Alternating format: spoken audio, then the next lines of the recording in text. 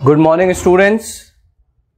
We were going through chapter number 2, class 12, chapter number 2, principles of management. In last video, we have discussed about what is the meaning of principles of management. Principle of management are guidelines to take managerial decisions and actions. ठीक है, फिर अपन ने discuss किया था principle of management and principle of pure science में क्या अंतर हो सकता है, प्रिंसिपल्स और टेक्निक में क्या डिफरेंस हो सकता है, एज वेल एज प्रिंसिपल्स और वैल्यूज में क्या अंतर हो सकता है. ठीक है, उसके बाद बेटा देखो अब जो है फिर अपन ने डिस्कस किया था फीचर्स क्या होते हैं प्रिंसिपल्स ऑफ मैनेजमेंट के. एज आई टोल्ड यू कि देयर आर 2 पर्सन जिनके बारे में इस चैप्टर में बहुत ज्यादा गिवन है, उन्हीं के बारे में let's start with the topic. First of all Henry Fayol. Henry Fayol, ठीक है. अब इससे रिलेटेड एक दो छोटे छोटे क्वेश्चन बनते हैं. सबसे पहला, हेनरी फेयोल क्या था, तो he is a French management theorist. Henry Fayol was a French management theorist. सबसे पहला क्वेश्चन बन सकता है ये कि जो है हेनरी फेयोल क्या था, तो Henry Fayol was a French management theories. Second, he was a mining engineer. He was a mining engineer. वो कौन था, माइनिंग इंजीनियर था. माइनिंग इंजीनियर के रूप में उसने अपने करियर की स्टार्टिंग की थी. सेम इसने सबसे पहले फंक्शंस ऑफ मैनेजमेंट बताए थे. फंक्शंस ऑफ मैनेजमेंट पहली बार जो बताए गए थे वो थे हेनरी फेयोल द्वारा, और वो थे planning, organising, directing and controlling.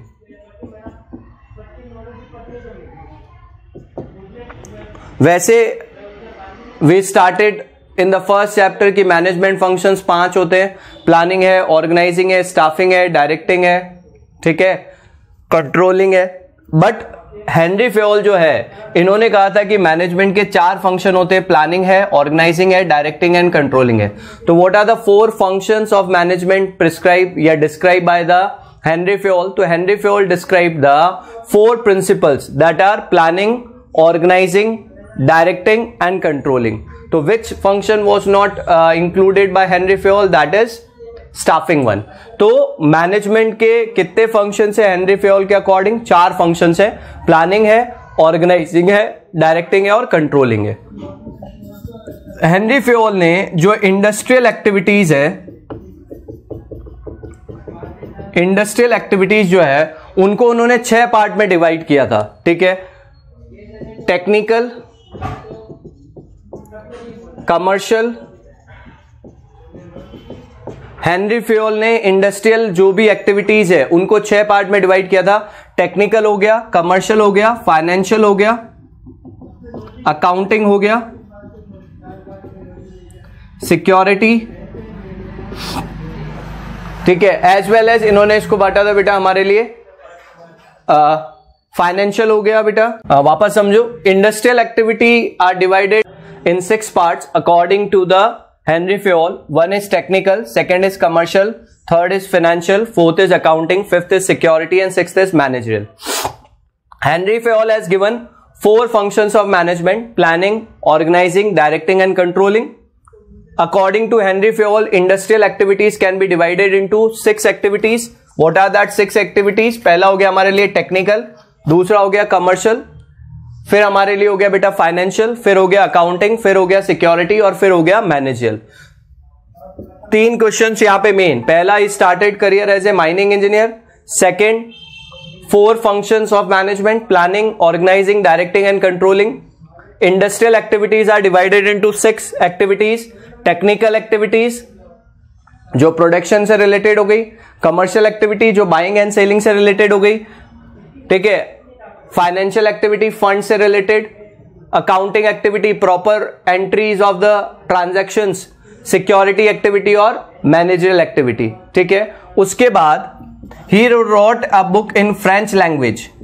में फ्रेंच लैंग्वेज में एक बुक लिखी थी 1939 में. इसको इंग्लिश में कन्वर्ट किया गया और इसका नाम दिया गया इंडस्ट्रियल एंड जनरल एडमिनिस्ट्रेशन. क्या नाम दिया गया, इंडस्ट्रियल एंड जनरल एडमिनिस्ट्रेशन. ठीक है, आपको मेन क्या ध्यान रखना है कि he wrote a book in English in French language in 1917. ठीक है, which was converted into English, name as industrial and general administration.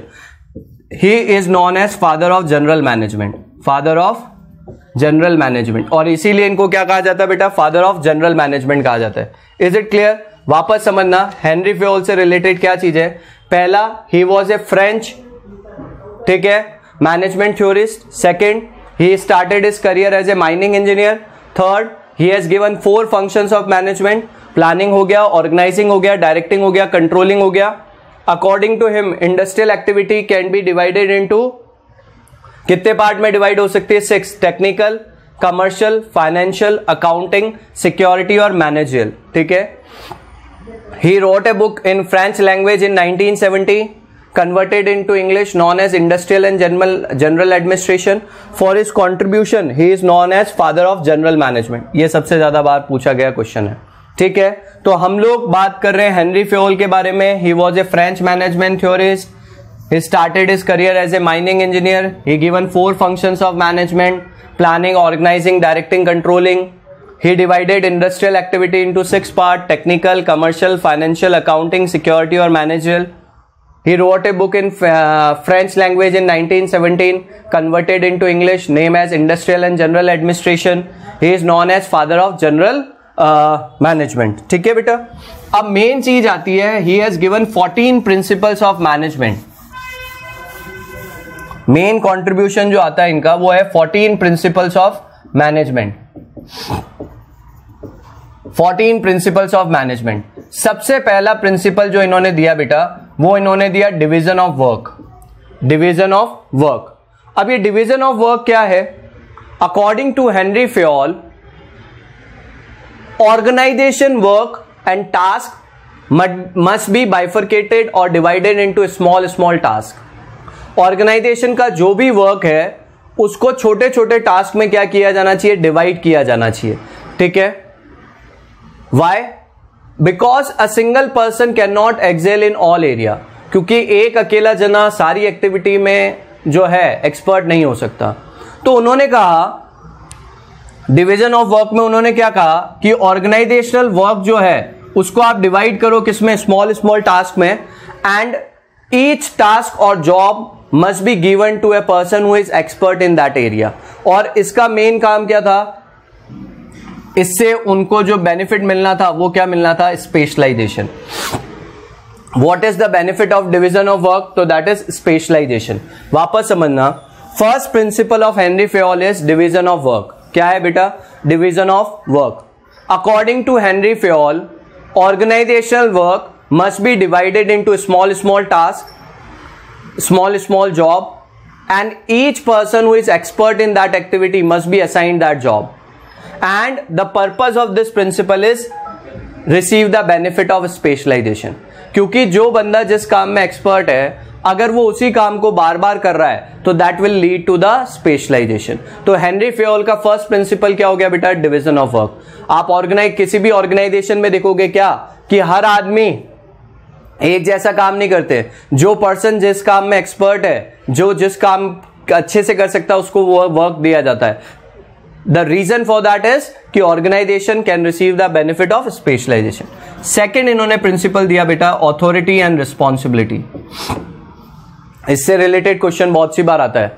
Authority refers right to give order, responsibility means obligation to perform the task. Authority का मतलब होता है right to give order, लोगों को order देने का आपका जो राइट है, that is authority. Responsibility means obligation to perform the task. Obligation आपको काम करने के लिए जो दी गई है उसको पूरा करना आपकी रिस्पॉन्सिबिलिटी है। Authority can B official authority and it can be personal authority. Authority जो है वो ऑफिशियल भी हो सकती है और पर्सनल भी हो सकती है, ठीक है। Official authority means what? जो एक आपको आपकी ऑफिशियल पोस्ट की वजह से मिले, लाइक अ मैनेजर, उसकी बात सुननी पड़ेगी, that is official authority is having. और एक लीडर है, ठीक है, दूसरे लोग बाग उसकी बात सुन रहे हैं क्योंकि सबको लगता है कि वो सही है, तो वो पर्सनल ऑथोरिटी हो गया। तो हेनरी फेयोल ने कहा था कि there must be a proper balance between authority and responsibility. If authority है और रिस्पॉन्सिबिलिटी क्रिएट नहीं की गई तो वो पर्सन ऑथोरिटी का मिसयूज करेगा। And if responsibility is given without giving the authority, he cannot perform his responsibility. वो अपनी responsibility को fulfill ही नहीं कर पाएगा। वापस समझना बेटा मैं क्या कहना चाह रहा हूं। सेकेंड प्रिंसिपल जो है, पहला हो गया हमारे लिए बेटा डिवीजन ऑफ वर्क, सेकेंड हमारे लिए हो गया authority and responsibility. Authority means, authority refers the right to give order, responsibility means obligation to perform the given task. Authority can be formal और it can be personal. According to Henry Fayol, there should be a balance between authority and responsibility. There should be a balance between authority and responsibility. Because if authority is given without creating responsibility, the authority will be misused. And if responsibility is given, किसी को काम करने के लिए तो दे दिया, but उस काम से रिलेटेड अधिकार नहीं दिए, अथॉरिटी नहीं दी, तो वो अपनी रिस्पॉन्सिबिलिटी को भी कभी भी पूरा नहीं कर पाएगा। थर्ड इनका प्रिंसिपल था बेटा discipline. In an organization, discipline must be maintained. Discipline means obedition, following the organizational rules and employment agreement. Discipline means obedience of organizational rules and following the employment agreement. Organization में discipline maintain होना बहुत जरूरी है।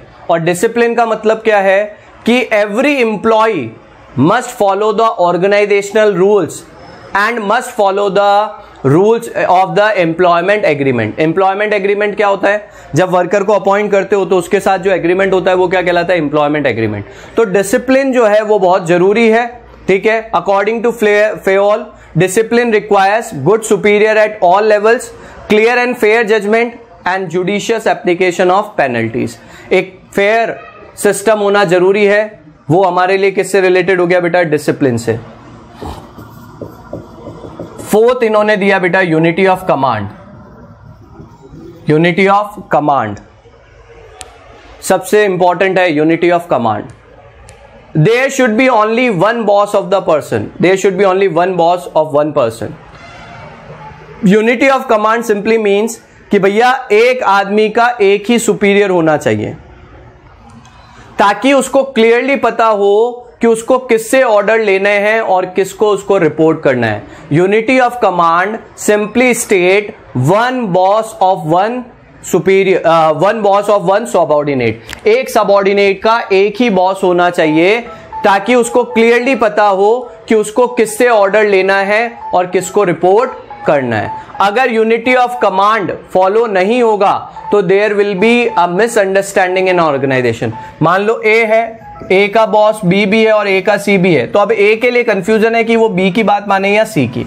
तो unity of command कहता है कि भैया एक जने का एक ही बॉस हो, ताकि उसको क्लियरली पता हो कि उसको किसके ऑर्डर मानने हैं और किसको उसको रिपोर्ट करना है। फिर आता है बेटा unity of direction. Unity of direction. Unity of direction, all the unit of an organization should be moving towards the same objective. Organization में अलग अलग यूनिट्स होती है, अलग अलग डिपार्टमेंट होते हैं, बट उन सबका अल्टीमेट गोल जो है वो क्या होता है? एक ही होता है। तो all the units of an organisation should be moving towards the same objective through coordinated and focus efforts. अब यहां पे क्या कहना चाह रहे हैं बेटा? मेन चीज क्या आती है यूनिटी ऑफ डायरेक्शन की? वन हैड वन प्लान, ये सबसे इंपॉर्टेंट लाइन है। यहां तो क्या था? वन बॉस वाला, एक आदमी का एक ही boss. One head one plan मतलब all the similar activities must have one head one plan. आप टीवी पे एडवर्टाइजमेंट कर रहे हो, आप पैम्पलेट छपवा रहे हो, आप स्पॉन्सरशिप कर रहे हो, अल्टीमेटली इन सारी एक्टिविटी का काम क्या है? मार्केटिंग करना। तो इन सारी एक्टिविटीज का एक ही हेड होना चाहिए, यानी सब एक्टिविटीज एक ही डायरेक्शन में लीड करनी चाहिए। तो that is unity of direction. And next one जो आता है बेटा, वो आता है सबऑर्डिनेशन ऑफ